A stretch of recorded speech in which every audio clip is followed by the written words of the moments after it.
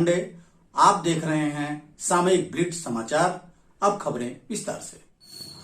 प्रधानमंत्री नरेंद्र मोदी के अत्यंत निकट बताए जा रहे वह गुजरात कैडर के आईएएस रहे एमएलसी अरविंद शर्मा शुक्रवार को शिवपुर विधानसभा के आशापुर, तिलमापुर समेत कई इलाकों में नुक्कड़ सभा कर भाजपा के लिए प्रचार किया। आशापुर में हुई सभा के दौरान उन्होंने लोगों से कहा कि काशी का विकास इन 5 सालों में जितना हुआ उतना पिछले 75 सालों में नहीं हुआ। उन्होंने भाजपा के लिए मतदान करने की अपील करते हुए कहा कि यदि हम इस बार चूके तो 5 साल पश्चाताप करना पड़ेगा।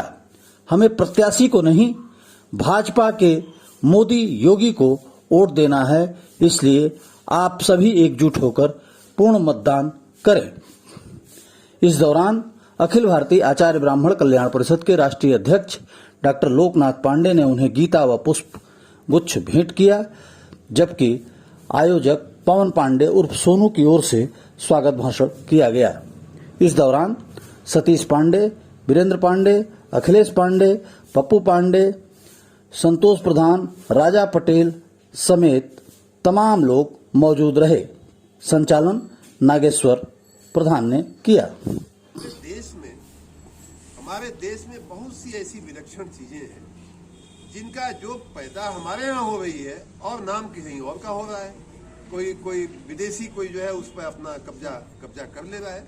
आपको आश्चर्य होगा कि मैं इनकी बात पे बाद में आता हूँ। आपको आश्चर्य होगा कि मैं कुछ दिनों के लिए, राजनीति में आने के पहले कुछ दिनों के लिए, मैं लघु और सूक्ष्म और मध्यम मंत्रालय का सेक्रेटरी था भारत सरकार में। वहाँ मुझे बताया गया कुछ ऐसी खादी उसी में आता है। खादी का जो ग्राम उद्योग है, गांधी जी से जुड़ी हुई जो खादी शब्द है, आपको जान के आश्चर्य होगा, शर्म आएगी कि खादी शब्द पे किसी विदेशी ने पेटेंट करके रखा हुआ है, वो ट्रेडमार्क करके रखा हुआ है। वो हमारा नहीं है।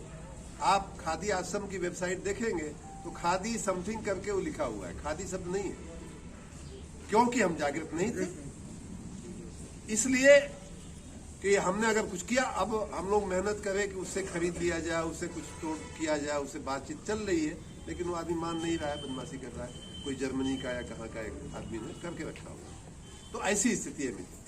हमारा बासमती चावल, हमारा लंगड़ा जो आम होता है, हमारा दशहरी आम होता है, ये सब के सब कहीं न कहीं दुनिया में किसी न किसी ने उसको चुरा करके ले लेने की कोशिश की है और अभी भी कोशिश चल रही, लगातार कोशिश चल रही है।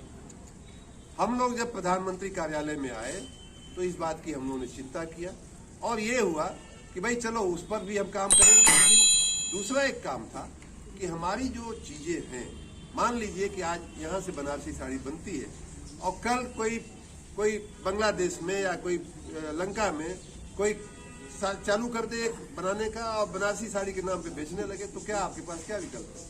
आप फिर उससे चलो, पूरी दुनिया में आप उसके कंपटीशन करते चलो। जबकि बनारसी साड़ी की अपनी एक पहचान है, उसको बनाने की एक पद्धति है, उसको बनाने वाले परंपरागत कलाकार हैं, पीढ़ी दर पीढ़ी उस पर काम होता है और तब जाकर के एक बनारसी साड़ी निकलती है। वो कोई आसान काम नहीं है।